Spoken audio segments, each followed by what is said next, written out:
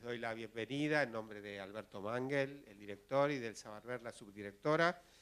Este ciclo de charlas que hemos organizado alrededor de la muestra Insurgencia 68, que se está exhibiendo en las salas Adolfo Bioy Casares y Silvira Ocampo de la Biblioteca Nacional, que es un poco el rescate de lo que sucedió no solo en el Mayo francés hace 50 años, sino también la noche de Tlatelolco en México y la primavera de Praga en lo que hoy es la República Checa y en Eslovaquia también, ¿no? En esta tarde vamos a tener el honor de recibir a Thierry Grillet, que es el director de difusión cultural de la Biblioteca Nacional de Francia. La Biblioteca Nacional de Francia ha colaborado con la muestra y también con esa magnífica exposición de afiches originales de mayo del 68. Son, bueno, lo va a contar Thierry mejor que yo, que surgieron de artistas que vivían en ese momento en París y que espontáneamente hicieron esas magníficas, hoy ya son obras, ¿no? Ya las podemos considerar obras de arte. Así que con esta charla de Thierry inauguramos este ciclo de diálogos y también luego, más tarde va a estar Horacio Tarcus. La charla de Thierry se llama, alrededor de afiches del 68, Escribir el mundo de otra forma, escribir otro mundo. Él es, como ya dije, el director de difusión cultural de la Biblioteca Nacional de Francia y también es periodista, como yo, venimos del periodismo, del journalist, ¿no? Journalist, oui. Francés es. Prometemos no hablar de fútbol porque es un tema delicado, así que solo nos vamos a referir al Mayo francés.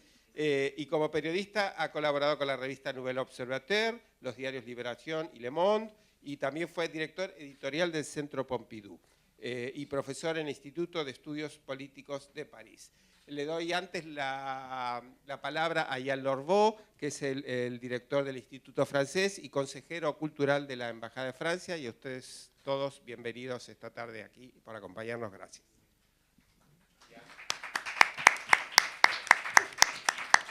Gracias, Ezequiel. No, únicamente para agradecer y felicitar a la Biblioteca Nacional Argentina por este catálogo que usted puede encontrar a salir de la sala. Es un trabajo de investigador muy bien hecho. También agradecer la biblioteca porque en la Plaza del Lector realmente sé ahora por qué se llama la Plaza del Lector. En realidad, soy vecino, yo voy de vez en cuando con mi libro, yo mismo. Me veo la calidad de la exposición, también eso no sé, que ya me hizo algo un poco especial. Mayo 68 es importante, cada uno tiene su 68 real, o imaginario, o simbólico, o no sé, no importa en realidad. Pero en esta plaza ver esta exposición que hizo todo el equipo de la Biblioteca Nacional con el apoyo de Thierry. Bueno, es algo concreto. A nosotros nos gustan las cosas concretas. Empezamos un poco este intercambio con ustedes esta noche. Mañana tenemos la noche de la filosofía en el CCK. Y lunes tenemos en la Biblioteca Nacional un diálogo cultural franco-argentino con Françoise Gorog, del lado francés. Françoise Gorog, psicoanalista, François Julien, filósofo, y Bruno Patino, especialistas de medios y de todos los medios numéricos, más, por supuesto, Alberto Manguel y sus invitados. Entonces, creo que está lindo la relación entre Francia y Argentina, es una relación linda, y si algunos tienen un problema mañana, un momento dado, que sepan que con la filosofía se puede arreglar muchas cosas. Entonces, estamos seguros de finir la noche feliz, alegre, contento, satisfecho. Y ayer, hay que ver esta exposición, la de Uriburu, en el Bellas Artes. Y mi conclusión va a ser que hasta ayer yo pensaba que la vida était uniquement en rose, la vie était en rose, la vida era en rosa. Y desde ayer ya me di cuenta que también la vida era también un poco en verde. Entonces, ya bienvenido en el mundo de los colores y de las ideas. Thierry, à vous de jouer.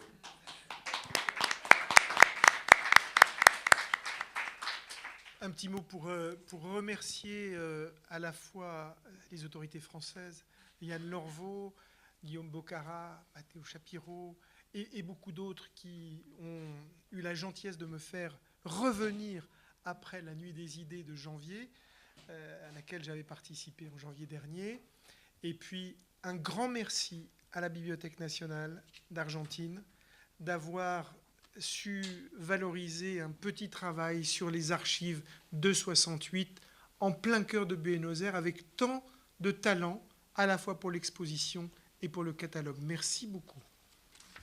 Quisiera empezar agradeciendo a las autoridades francesas, Yann Lorveau, Guillaume Bocara, Matteo Shapiro y muchas otras que me ayudaron a estar aquí y que tuvieron la gentileza de hacerme regresar una segunda vez porque estuve en enero en la Noche de las Ideas, aquí en Buenos Aires. No, Ostende. En Ostende, la noche en Mar del Plata. Y agradecer también la Biblioteca Nacional por darle el valor a este pequeño trabajo, que es un trabajo de rescate de archivos de mayo 68, que supieron valorar con mucho talento tanto a nivel de la exposición como del catálogo. J'ai la chance de parler ce soir. C'est le dernier soir où un Français pourra parler aux Argentins et où des Argentins pourront écouter un Français sans aucun problème. Demain soir, ce sera différent. Tengo la suerte de poder hablarles hoy porque quizás sea la última noche que un francés pueda dirigir la palabra a un argentino, que un argentino pueda escuchar a un francés sin conflicto. Quizás a partir de mañana ya esto no sea posible. Alors ce soir, on va parler de mai 68 et des affiches de mai 68. Ça signifie que... Vous voulez que je le rapproche un petit peu? Oui, voilà. Ah ben, peut-être que je peux faire une chose. Est-ce que je peux le tenir? ¿Lo puede tomar en mano también? Quizás es mejor para el sonido. C'est mieux, oui, c'est mieux. Voilà, ce sera beaucoup mieux.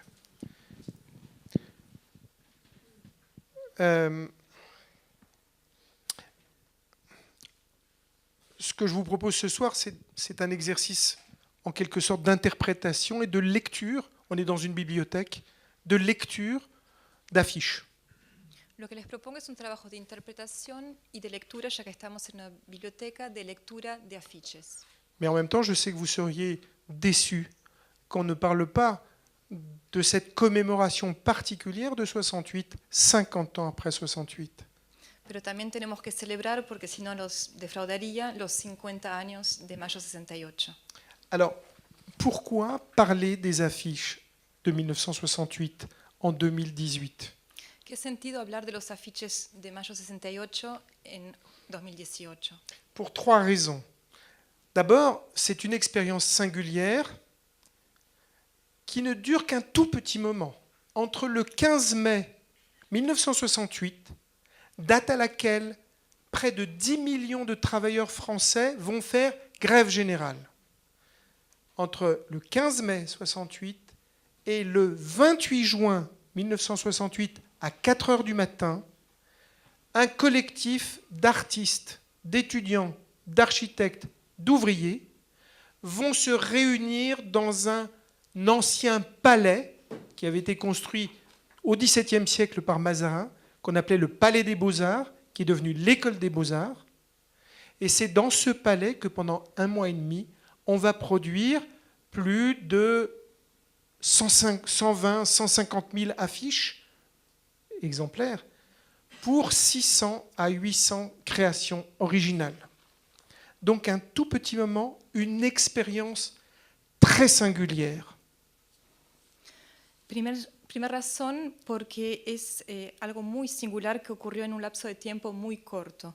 Todo ocurre entre el 15 de mayo 68 y el 28 de junio a las 4 de la mañana.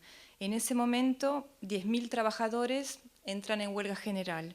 Y en ese momento lo que se crea es un verdadero colectivo de artistas, estudiantes, arquitectos, de obreros que se reúnen en un palacio del siglo XVIII, el Palacio Mazarin, transformado en la Escuela de Bellas Artes, y durante 1 mes y medio van a realizar la producción de 150.000 ejemplares de afiches que representan entre 600 y 800 creaciones originales. O sea, un momento muy prolífico, en un lapso de tiempo extremadamente corto. Alors vous allez vous demander, mais ça veut dire quoi une expérience singulière une expérience particulière? Bien, c'est simplement le moment où le rapport entre l'art et la politique, entre la culture et la lutte, a été un rapport qui n'était pas un rapport d'illustration ou de représentation, mais a été un rapport de participation. Les artistes qui produisaient ces affiches n'étaient pas censés représenter quelque chose, ce n'était pas leur problème, mais ils étaient là pour participer, pour avoir une action, pour agir, pour être le relais de la lutte. ¿Qué representa una experiencia singular, esta experiencia singular? Es un momento en que la relación entre el arte y la política, o entre la cultura y la lucha, se sale de poner el arte como al servicio de la ilustración o de la representación, sino que los artistas participan plenamente del movimiento. No están ahí para representar, sino que para actuar y para ser como una suerte de relevo de los obreros que están luchando. La deuxième raison pour laquelle je parle des affiches de 68, c'est parce que ça a été une production typique du mouvement 68, de l'idéologie 68, c'est-à-dire une production collective, qui a été produite exactement durant la période de la grève générale, et autour d'un concept très particulier qui a fait, disons, qui est apparu à ce moment-là, qui était le concept de grève active. Les gens ne faisaient plus rien, mais pendant cette vacance d'activité, ils faisaient autre chose. Et cette autre chose, pour les artistes, pour les étudiants, pour les architectes, pour les ouvriers, ça a été de produire une quantité d'œuvres, d'affiches, de messages qui ont été conçus, discutés, puis ensuite encollés et diffusés dans toutes les rues de Paris. Es un momento, segunda razón por la que es importante hablar de este tema, es un momento atípico, un momento de una producción donde se crea la ideología del hacer junto, del hacer de forma colectiva. Durante un tiempo, que es el tiempo de la huelga, se desarrolla ese concepto de una huelga activa. ¿Qué significa una huelga activa?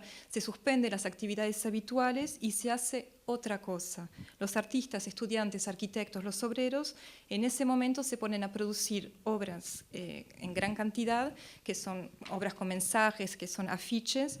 Así que es un momento de producción, de discusión y después de difusión en toda la ciudad de esas obras creadas colectivamente.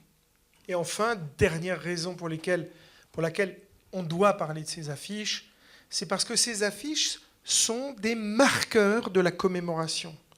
Et en tant qu'objet matériel conservé à la bibliothèque et aussi aux Beaux-Arts, puisqu'il y a 2 collections, il constitue une sorte de retour à l'archive brute, de retour à une archive qui est une archive dégagée de tous les commentaires, dégagée de toutes les interprétations. C'est un retour en quelque sorte au mur et à la rhétorique de la rue. Il y a un slogan que j'aime beaucoup, un slogan des années 68, dans lequel il y a cet esprit 68, à la fois un esprit potache, un esprit d'humour, qui disait « assez d'actes, des mots ».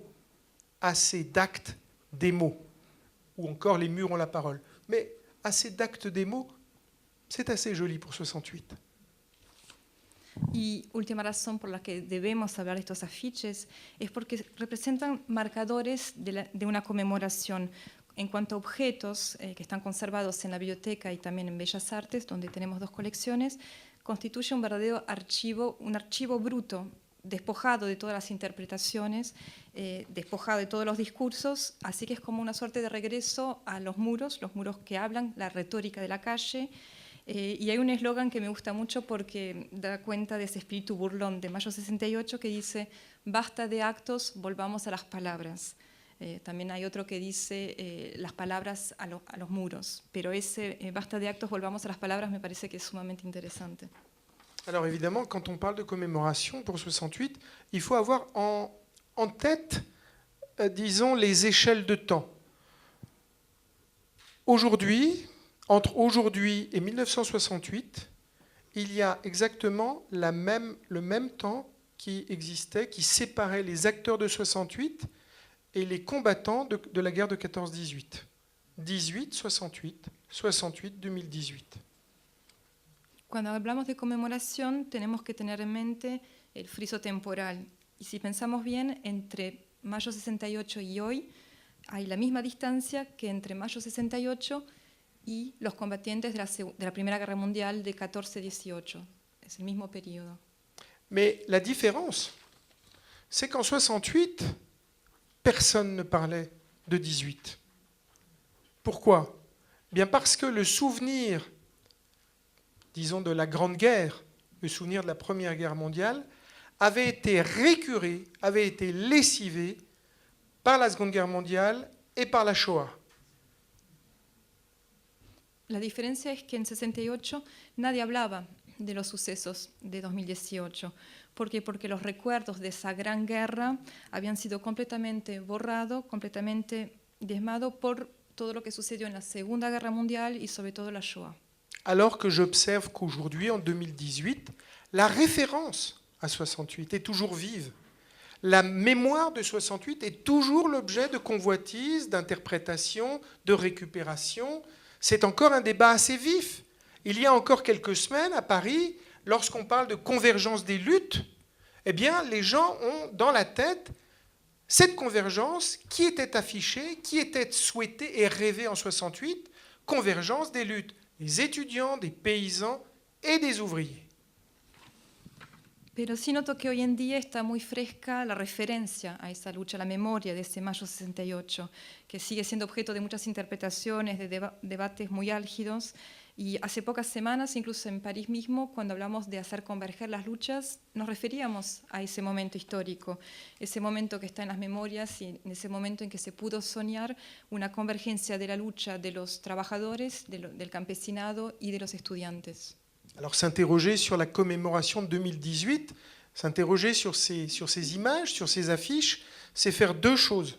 C'est à la fois se remémorer, la commémoration est une remémoration, se remettre en mémoire le passé, et en même temps, c'est une évaluation du présent.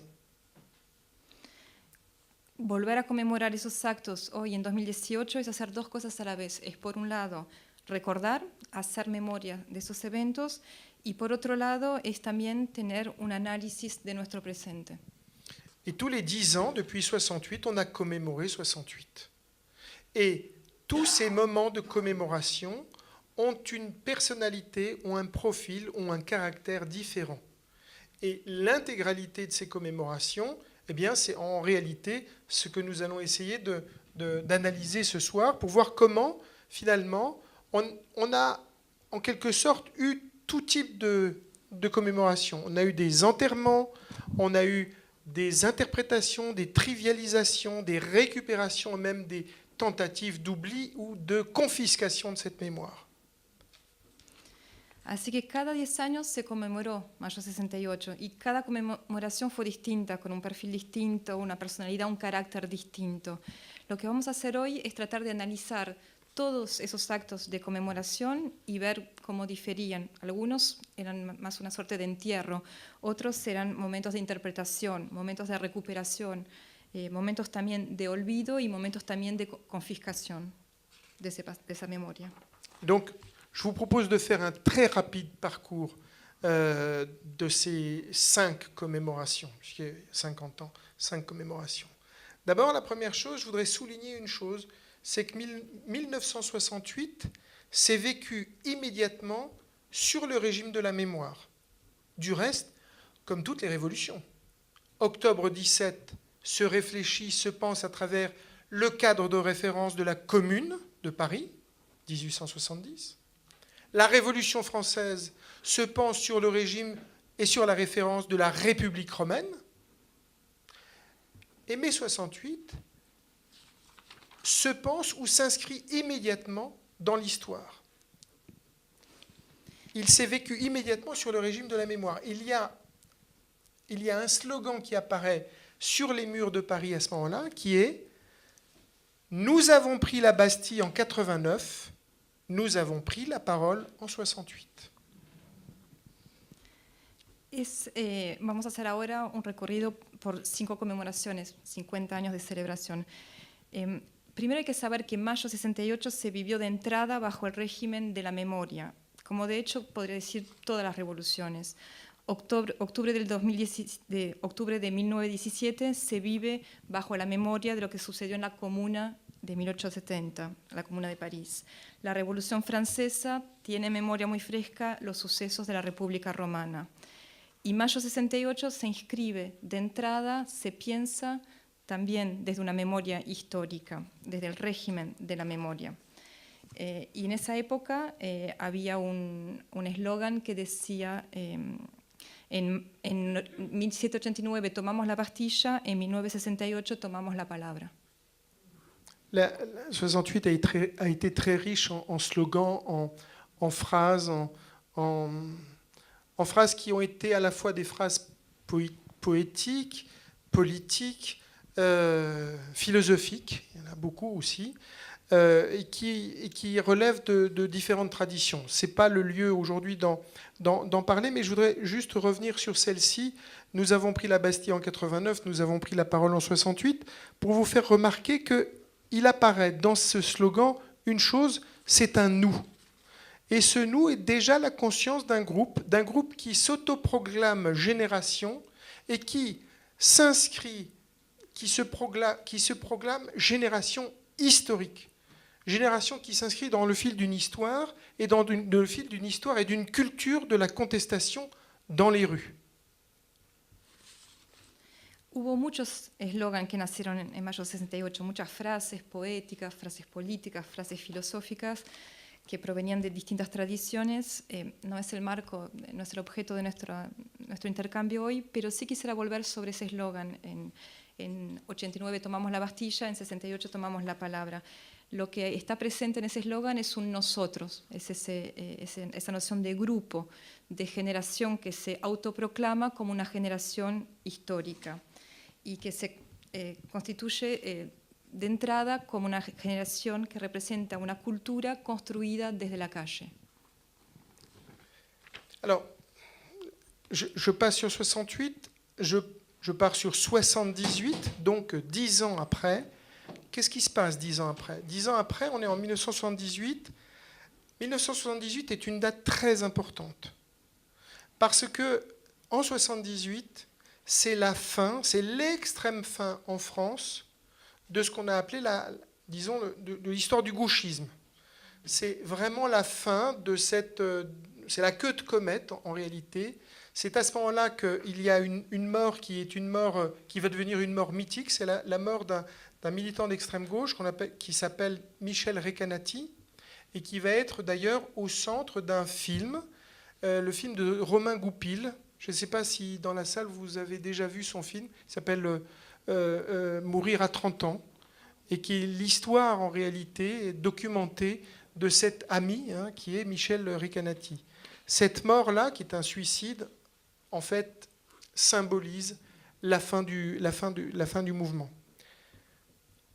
C'est le moment également, 78, j'allais dire, où le gauchisme est totalement étouffé par la gauche en quelque sorte qui s'installe pour devenir bientôt une gauche de gouvernement.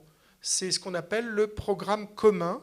Donc c'est un programme politique qui est conçu, signé entre le Parti communiste et le Parti socialiste, et qui va conduire au municipal d'abord, et puis ensuite à la grande élection présidentielle de 81, date à laquelle François Mitterrand parvient au pouvoir.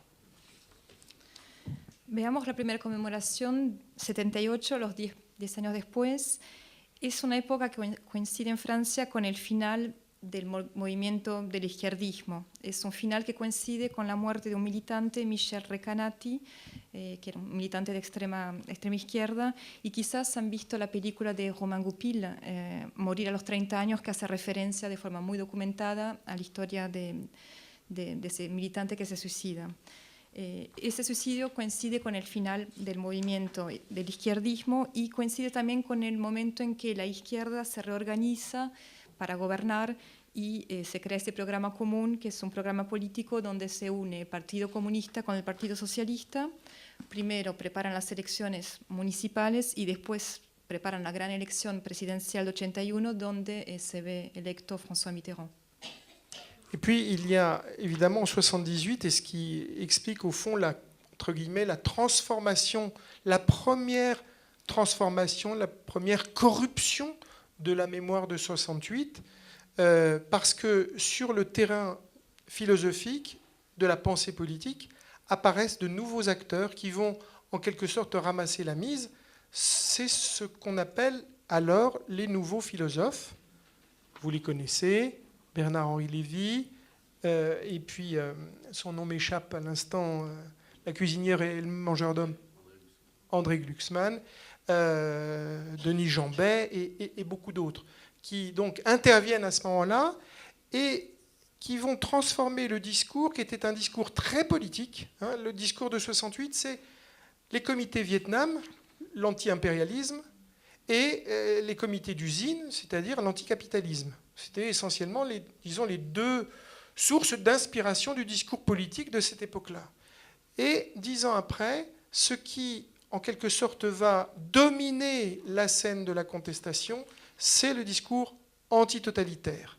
73, c'est la parution de l'archipel du Goulag, de Solzhenitsyn, et puis tous ces nouveaux philosophes qui vont donc, disons, en quelque sorte, confisquer ce discours de la contestation.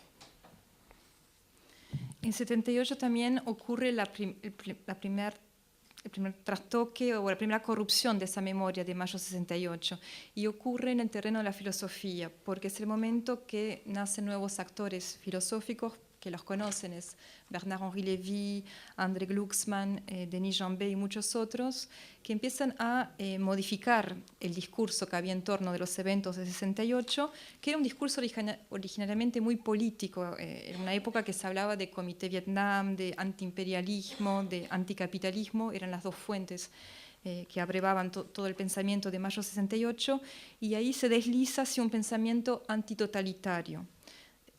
Ocurrió también en 73 el libro de Solzhenitsyn sobre el archipiélago del Gulag. Así que vemos nacer todo un nuevo movimiento de nuevos actores filosóficos que vienen a confiscar el poder contestatario de mayo 68. 1988, troisième moment de la mémoire, de cette évolution de la mémoire, de la commémoration de 68. Je vous rappelle le contexte. C'est une gauche de gouvernement, voilà déjà un septennat pour le président de la République, François Mitterrand. Il y a une forme de normalisation de la gauche au pouvoir. Rappelez-vous, enfin, pour ceux qui étaient ou suivaient l'actualité à l'époque, François Mitterrand se présente et il est appelé Tonton en 1988. Donc il y a une forme de, j'allais dire, de caritatisme, d'affection de la gauche, une affection qui est générale. Ça devient le petit père des peuples, en quelque sorte, si on peut dire. C'est le moment, ce moment-là, est le moment du pic de la mise en place du discours de la mémoire 68. Et c'est à ce moment-là qu'on voit apparaître et dominer le thème de la génération autour d'un livre et d'un documentaire qui vont, disons, éclipser l'ensemble des productions qui paraissent au moment de cette commémoration. C'est le livre Génération de Hamon et Rothman, deux journalistes qui sont des acteurs de 68 et qui produisent également une série de documentaires qui va passer à la télévision. Ils occupent tout l'espace, ils occupent toute la scène médiatique et c'est un moment qui va osciller. Quelques années auparavant, le film de Romain Goupil va être tourné et va être diffusé. C'est un moment qui va osciller entre une individualisation, une héroïsation de la mémoire de 68, Michel Recanati et beaucoup d'autres, et puis une vision plus sociologisante de 68, où peu à peu se fait jour l'idée que 68 a été une fausse révolution, qu'il n'y a pas eu de mort, donc ce n'était pas une vraie révolution, et que cette révolution, son thème central n'était pas politique, c'est une entreprise de dépolitisation de la mémoire, n'était pas politique, mais était sociétale. C'est-à-dire, c'est la lutte des minorités, homosexuels, prostituées, prisons. Donc, tout un ensemble de revendications qui, en quelque sorte, oublient la revendication, le marxisme, disons la dialectique de la lutte des classes. Tercer momento, 88. Piensen que la izquierda ya está al poder hace 7 años, François Mitterrand se vuelve a presentar y es un momento en que ya se normaliza la idea que la izquierda gobierne. Cuando se presenta en el 88 François Mitterrand lo llamamos tonton, el tío. Hay como una suerte de cariño en torno a esa figura de la izquierda y François Mitterrand viene a representar una suerte de padre del pueblo. Y es el momento que coincide con un pico donde hay un cambio en esa memoria del 68 y se vuelve como una memoria de una generación. De hecho, hay un libro y un documental que vienen a eclipsar todo lo demás y a ocupar toda la escena mediática, que es el libro Generación de Hamon y Rothman y también el documental, que se opone a la visión de la película que les comenté sobre Recanati, la de Romain Goupil, donde teníamos la noción de heroísmo, de individuo. Ahí tenemos una nueva versión que aparece que es como una visión más societal, que presenta Mayo 68 como una suerte de falsa revolución, como una revolución sin muerto, una revolución que en el fondo no fue tan política, sino más bien social, societal, y que defendería intereses de minorías como los homosexuales, las prostitutas, mejores condiciones en las cárceles, pero que despoja completamente esa revolución de su contenido marxista, de su contenido político y de la dialéctica de clase que conllevaba. Alors, je vais très vite sur les 2 dernières commémorations, c'est-à-dire 1998 et 2008, parce qu'en réalité, elles sont en quelque sorte dans le sillage de cette installation du discours dominant de la mémoire 68. Et au fond, ce à quoi on assiste, c'est à une forme de trivialisation, de banalisation, si vous voulez, de cette mémoire. Le meilleur exemple que j'ai pu trouver, c'est qu'en 2005, une agence de publicité qui s'appelle l'agence de publicité Australie, qui est assez connue à Paris, a décidé pour son client, qui étaient les supermarchés Édouard Leclerc, qui sont des grands supermarchés qui occupent, je ne sais pas s'il y en a ici, c'est comme Carrefour, voilà, c'est comme Carrefour. Eh bien, cette agence est les créatifs de l'agence ont décidé de détourner certaines des affiches et certains des slogans pour les mettre au service de la publicité de ces supermarchés. Voilà, des supermarchés. Alors, ça a donné des choses aussi curieuses qu'il est interdit d'interdire de vendre moins cher, ou la hausse des prix oppresse le pouvoir d'achat. Alors, l'ironie de l'histoire, parce qu'il y a quand même une justice à tant de bêtises, c'est qu'au moment où l'agence a produit ces affiches et a voulu les faire passer et les diffuser, les salariés de l'entreprise d'affichage qui est chargée de les coller, etc., se sont mis en grève. Voilà. Pas pour des raisons qui étaient des raisons de contestation de cette campagne, mais ils avaient des choses à contester, donc ils ont renaclé à faire le job. Y rápidamente las 2 últimas celebraciones, 98 y 2008, que siguen, que son en continuidad de ese discurso dominante que ya les mencioné, que busca banalizar completamente el sentido de Mayo 68. Creo que el ejemplo más agudo es que en 2005 una agencia de publicidad conocida en París que se llama Australia tuvo idea para los supermercados Leclerc, que son como un equivalente de Carrefour. Los creadores quisieron usar los eslogans y los afiches de mayo 68, pero reutilizados para los supermercados, ¿no? Entonces tenían algo como está prohibido prohibir vender más barato. el aumento de los precios oprime el poder de compra de los clientes. Pero hubo una suerte de ironía de la historia porque cuando esos afiches tuvieron que ser producidos para después ser colgados en la ciudad, la empresa que hacía la producción de los afiches y que tenía que encargarse de eso entró en huelga. No por este trabajo en particular, por otras razones, pero coincidió, así que no se pudo llevar a cabo la campaña. Je suis très impressionné. Vraiment, vous êtes excellente parce que même si je ne comprends pas, j'ai l'impression que vous faites absolument tout. Vraiment, c'est formidable pour moi. Hein. Je vous assure. Ah non. C'est pas le moment qu'il se met en grève. Ah non, là, vraiment. Bon, je continue. J'espère ne pas être trop long, mais j'en arrive à 2018, forcément. Qu'est-ce qui se passe aujourd'hui? Dans quelle situation sommes-nous? Bon, on est dans une situation très particulière. Tous ceux qui ont vécu 68, tous ceux qui ont été les acteurs de 68, tous ceux qui ont été ceux qui ont célébré cette génération, c'est une génération qui a pris tout l'espace en France pendant 50 ans. Je ne leur en veux pas. Je les aime beaucoup, je les admire. Mais ils ont pris toute la place. Toutes les places dans les journaux, toutes les places dans les médias, toutes les places dans les éditions. Dans tous ces secteurs-là, en effet, il y avait, j'allais dire, ceux qui avaient fait quelque chose en 68. Et pendant 50 ans, en quelque sorte, on a exalté, on a héroïsé cette génération brillante, en effet, des gens assez brillants. Mais cette génération, 50 ans après, évidemment, comme nous tous, nous vieillissons et nous commençons à sortir du champ, on devient des hors-champs.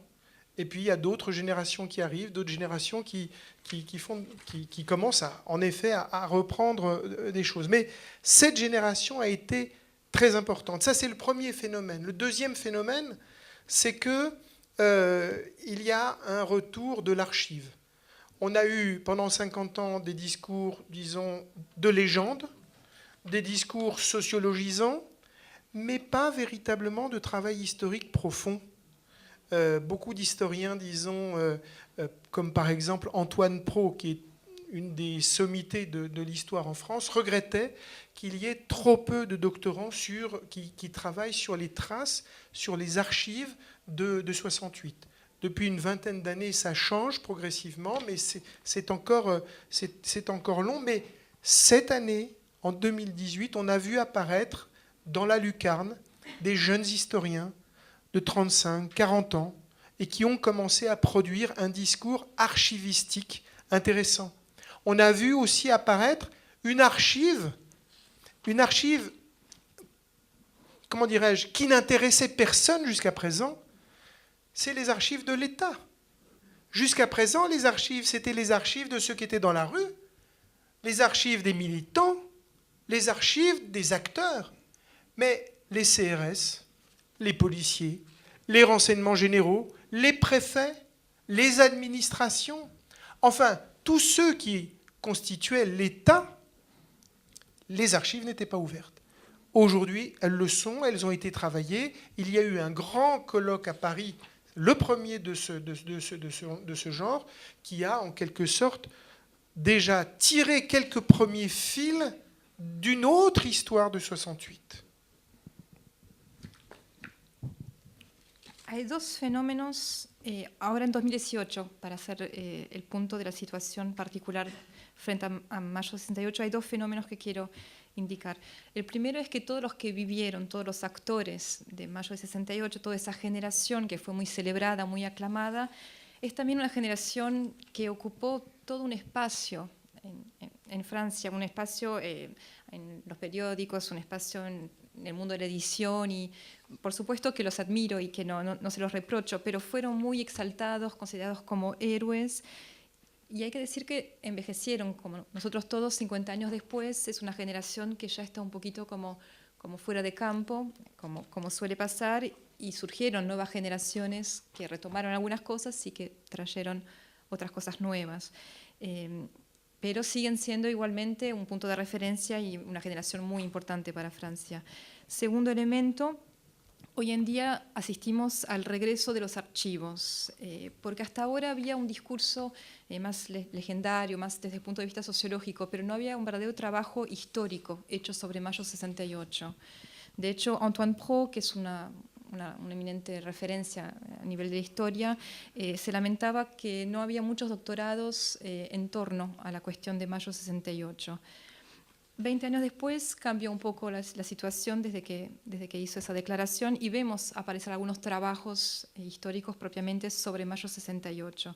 Hay nuevos historiadores, de hecho, en 2018, que lo trabajan desde el punto de vista también del trabajo de archivos, todo un trabajo archivista muy interesante, y sobre todo porque aparecen nuevos archivos que hasta ahora no habían sido abiertos, porque uno se interesaba más a los archivos de la calle y de los militantes, de los actores, pero ahora empiezan a aparecer los archivos del Estado, de la policía, de gendarmería, de los servicios de inteligencia, de las prefecturas, de la administración, que traen completamente también una nueva visión. Y de hecho en París se hizo el primer coloquio en torno de los archivos de Estado sobre Mayo 68. Y empezamos así a tirar una suerte de hilo de otra historia de Mayo 68.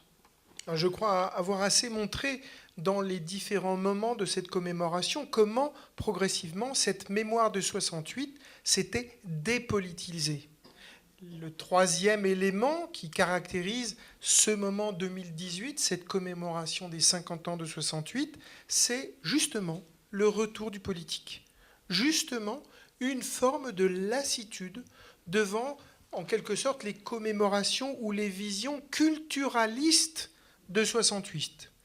L'idée que c'est pas politique, c'est sociétal, c'est artistique, c'est philosophique. Non, tout à coup, ce qui fait retour dans le discours 50 ans après, c'est d'ailleurs très étonnant, je le rappelle, en 68, on ne parlait pas de 18, eh bien en 2018, on parle encore de 68, et cette fois-ci, on parle de politique. J'en ai parlé tout à l'heure, mais en effet, Nuit debout, en quelque sorte, rêvait de refaire 68. La CGT et les cheminots rêvent en quelque sorte de la convergence des luttes avec les lycéens qui manifestent à Paris contre le nouveau système de sélection. Donc vous voyez que, en quelque sorte, le modèle 68, comme modèle politique, refonctionne d'une certaine manière, alors avec probablement beaucoup d'illusions, beaucoup de rêves, mais il n'empêche que cette dimension politique, cette repolitisation de la mémoire est symptomatique probablement de la repolitisation de nos sociétés.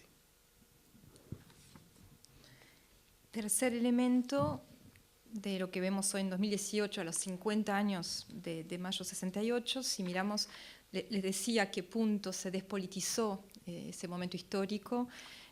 Hoy vemos un poco un retorno de lo contrario, una nueva politización, porque también la gente se empezó a cansar de esa forma de presentar Mayo 68 desde el punto de vista meramente cultural, artístico, como un evento de sociedad, filosófico, y para sorpresa de muchos vemos que regresa el elemento, el factor político que representó Mayo 68. De hecho, hoy hablamos de lo que sucedió en el 68 y en el 68 no se hablaba de lo que había sucedido en la Primera Guerra Mundial. O sea que hay una recuperación del interés político que fue retomado en movimientos como Noches de Pie, que soñaban con volver a hacer un Mayo 68, Nuit debout. También la CGT, con el movimiento de los ferroviarios, sueña poder lograr esa convergencia con el movimiento estudiantil, porque los estudiantes están también oponiéndose a un nuevo método de selección de estudio, y el modelo de referencia es el modelo político de Mayo 68, seguramente con una buena dosis de ilusión y de ensoñación, pero es interesante ver ese regreso porque es el síntoma que en nuestras sociedades está volviendo el elemento político, se están repolitizando. Est-ce que cette repolitisation de la mémoire constitue un signe de nouveau de la force propulsive de 68? Est-ce que 68 est un élément qui va pousser en fait à reconstituer un champ politique? Ou bien est-ce que ça n'est qu'un rayonnement fossile? Vous voyez, comme dans l'univers, on a tout d'un coup une espèce de rayonnement qui vient, qu'on redécouvre, mais au fond, qui est quand même un signal très faible. Podemos entonces interrogarnos sobre este regreso de lo político, esta repolitización de la memoria de mayo 68. ¿Será que va a ser una suerte de motor, impulsor para nuevas luchas, para redefinir un nuevo campo político, o es solo una señal como emiten algunos astros antes de morir, un último destello antes del final absoluto? Alors, je vois l'heure et je ne sais pas si je n'ai pas prévu pour arrêter à 19h30 ou si j'ai encore un peu de temps. C'est 19h30, il te reste 3 minutes. Oui, alors voilà. Alors, 10 minutes. Alors, je vais donc sabrer dans l'ensemble et je vais passer directement au fond, à ce qui était au fond la deuxième partie, qui était la lecture d'images, si vous le voulez bien. Alors, je ne vais pas lire cette première image parce que ça va nous faire perdre du temps, mais je vais lire cette première image, si vous le voulez. D'abord, vous dire, ce moment, en fait, de la création de l'atelier populaire des Beaux-Arts, entre le 15 mai 68 et le 28 juin 68, a été un moment d'intense activité. Et un des artistes qui est aujourd'hui très connu en France, qui a été un des acteurs majeurs de cet atelier, avec certains artistes argentins, comme Antonio Segui ou Julio Leparc, et d'autres d'ailleurs, disait à cette époque-là, il décrivait cette expérience, parce que ce fut un moment, mais ce fut une expérience. Cette expérience, elle est restée, elle s'est en quelque sorte incorporée à la mémoire des artistes eux-mêmes. Voilà ce qu'il dit. Alors, je vais d'abord vous laisser peut-être... Vamos a pasar entonces a la segunda parte de lectura de afiches, de imágenes, y lo primero que les quiero decir es que en ese momento que se crea el taller popular en el Bellas Artes es un momento de una actividad muy fecunda. Todo eso ocurre entre 15 de mayo y 28 de junio del 68 y van a actuar actores franceses que siguen siendo conocidos hoy, pero también hay actores en ese momento que son argentinos, artistas como Antonio Segui o Julio Leparc, que describe muy bien que fue un momento que vivieron, pero que ese momento también les dejó una experiencia que se incorpora en su trabajo hasta el día de hoy. Alors, Gérard Fromanger, voilà le nom de cet artiste français. Gérard Fromanger rappelle ce moment et voilà ce qu'il dit. Vous pourrez avoir ça. Mai 68, c'est ça. Les artistes ne sont même plus dans leurs ateliers, ils ne travaillent plus, ils ne peuvent plus peindre parce que le réel est beaucoup plus puissant que toutes leurs inventions. Naturellement, ils deviennent militants, moi le premier. On crée l'atelier populaire des Beaux-Arts et on fait des affiches. Tout le pays est en grève et nous n'avons jamais autant travaillé de notre vie. On est enfin nécessaire. Lo que dice este actor central, que es Gérard Fromanger, un artista francés, dice, eso es mayo 68. Los artistas ya no quieren quedarse en su taller, ya no quieren seguir trabajando, pintando, porque la realidad supera la creación y la invención. Se transforman de forma natural en militantes y cuando nace ese taller popular donde se van a crear los afiches, es un momento sumamente interesante porque está todo el país en huelga, pero nosotros, artistas, estamos trabajando. Por primera vez nos sentimos realmente necesarios. Voilà, alors je passe à la lecture de cette première affiche que vous avez là derrière moi, n'est-ce pas? Voilà, vous la voyez bien. C'est la première affiche du 15 mai 1968. C'est la première affiche qui soit, disons, sortie des presses de l'atelier populaire des Beaux-Arts. C'est une lithographie. Une lithographie, c'est une technique complexe, c'est une technique fragile, difficile, à mettre en œuvre et surtout, on ne peut pas faire beaucoup d'exemplaires. Ça ne va pas vite, ça donne peu, et donc ça n'est pas adapté au langage révolutionnaire, à un langage artistique qui doit coller à l'événement. Je vais vous laisser peut-être... Este es el primer afiche que sale de la imprenta de ese taller popular el 15 de mayo. Es una litografía, es un método complejo la litografía, es un método difícil, frágil y sobre todo no permite producir en gran serie, no permite producir de forma muy rápida. Así que no corresponde a ese discurso revolucionario donde el artista tiene que estar sumamente cerca y pegado al suceso, al acontecimiento. Et dès le lendemain, donc, on va passer à une autre technique beaucoup plus rapide que les artistes argentins connaissaient bien, qui est la sérigraphie. La sérigraphie, alors il y a à la fois, disons, la source argentine et les affiches cubaines et les affiches d'Amérique du Sud, il y a toute cette filiation. Et puis en même temps, il y a un autre grand pôle de production des sérigraphies, c'est le mouvement pop, c'est-à-dire les sérigraphies warholienne, c'est la Factory à New York, et donc là aussi certains des artistes qui ont fréquenté la Factory se retrouvent à Paris et évidemment contribuent à promouvoir cette technique particulière. Así que se pasa muy rápidamente a otro método, que es el método de la serigrafía, que es conocido acá, otra técnica que los artistas argentinos conocían y fue una fuente de transformación técnica con la afiliación de los afiches cubanos y de América Latina. Y otra fuente también de inspiración a nivel técnico fue lo que se hacía a nivel del Factory de Nueva York, a nivel del movimiento pop, al estilo de Andy Warhol, con artistas que se vinieron en esa época a París para transmitir el método serigráfico. Alors vous voyez, c'est une affiche qu'on pourrait dire une affiche manifeste.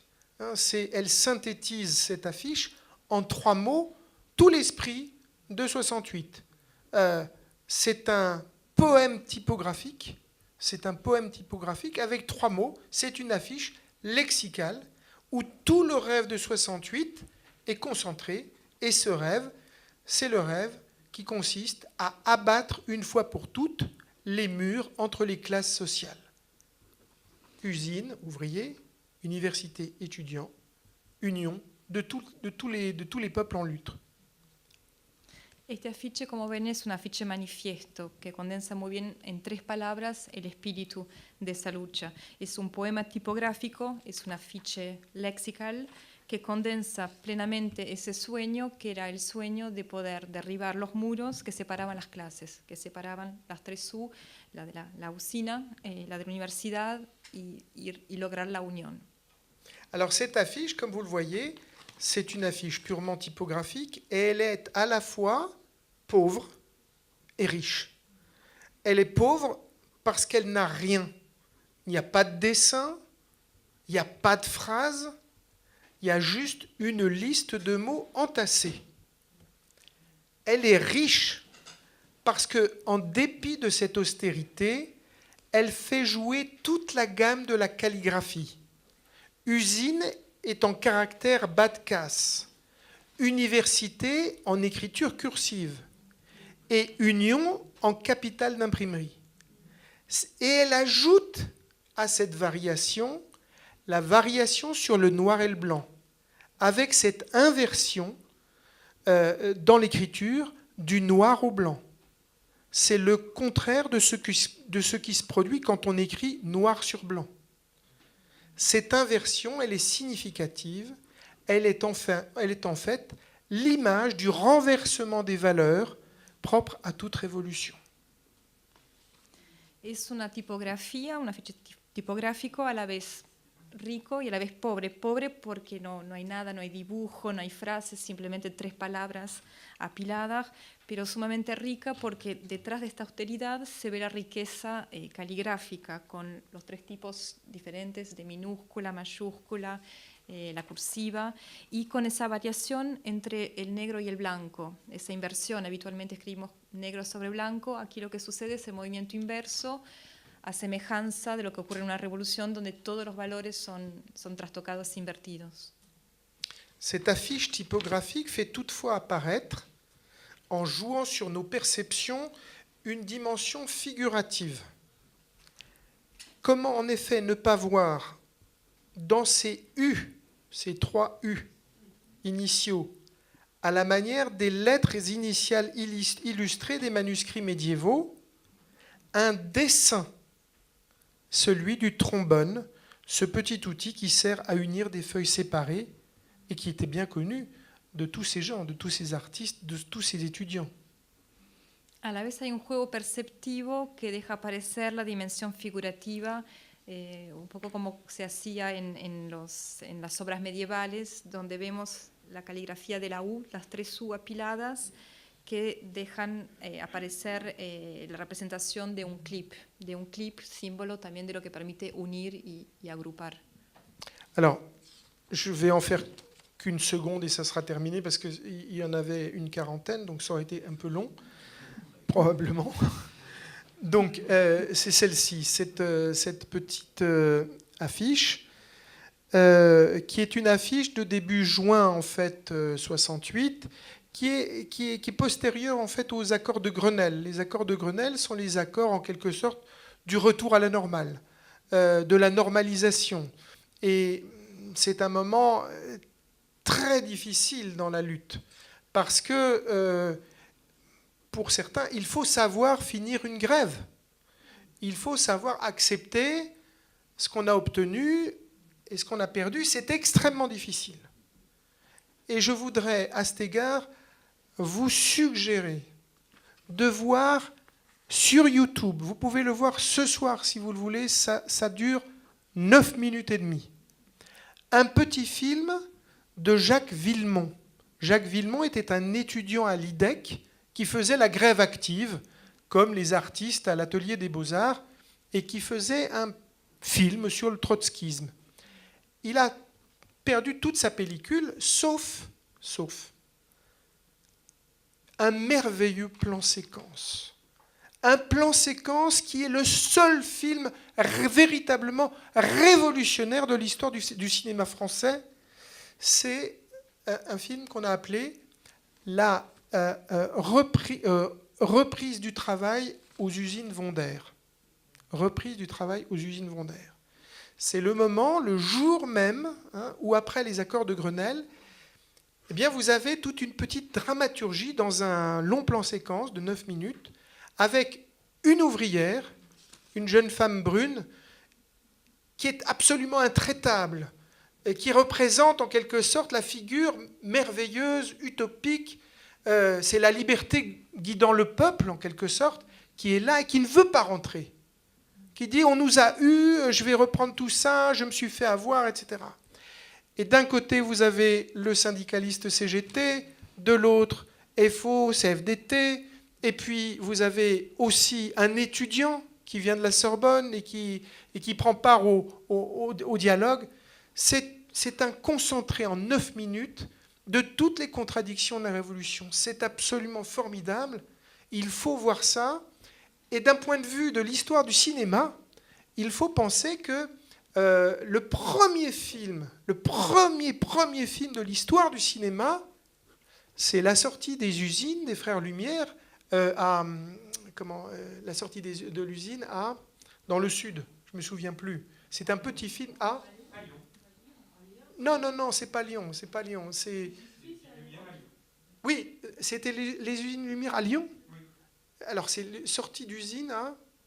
Il y avait un terme plus précis encore. Je ne me souviens plus. Enfin bon, peu importe. En tout cas, ce qu'on y voyait, en 3 minutes, film muet, on voyait des ouvriers sortir de l'usine. Et l'ouverture du XXe siècle. 1968, les ouvriers, il faut les faire rentrer au chausse-pied dans l'usine Vondaire. C'est un déchirement. C'est une horreur. C'est quelque chose de terrible. Ce petit film, du reste, a donné lieu 30 ans après, en 97, à un film qui s'appelait La Reprise. La Reprise, qui était un travail d'un cinéaste dont à l'instant le nom m'échappe, mais qui était parti à la recherche de cette femme et de tous les protagonistes de cette affaire. il n'a jamais retrouvé cette femme. Comme si finalement, à travers cette femme, c'est la classe ouvrière qui avait disparu.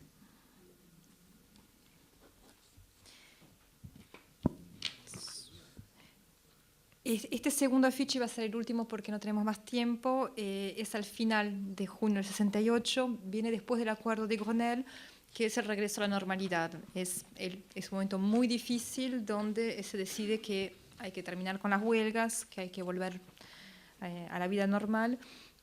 Y los invito al respecto a que vean sobre YouTube un pequeño film, dura 9 minutos y medio, es una joyita, una película de volviendo al trabajo, cuando vuelven los obreros a la fábrica Wonder.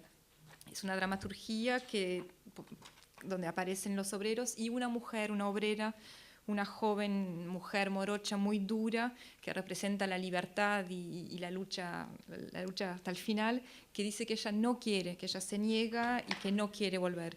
Y hay una suerte de diálogo con representantes sindicales, están los 3 grandes sindicatos franceses, la CGT, FO, la CFDT, hay también un estudiante de la Sorbonne, y condensó en esta escena de 9 minutos y medio todas las contradicciones de ese movimiento revolucionario. Y es también un guiño cinematográfico muy interesante, porque recuerden que la primera película de los hermanos Lumière era Salida de fábrica, una película muda que inauguraba el siglo XX. Así que ahora estamos en otro momento histórico donde hay que, como embutidos, llevar de vuelta a los obreros para dentro de la fábrica. Sí, es un momento terrible y sumamente triste.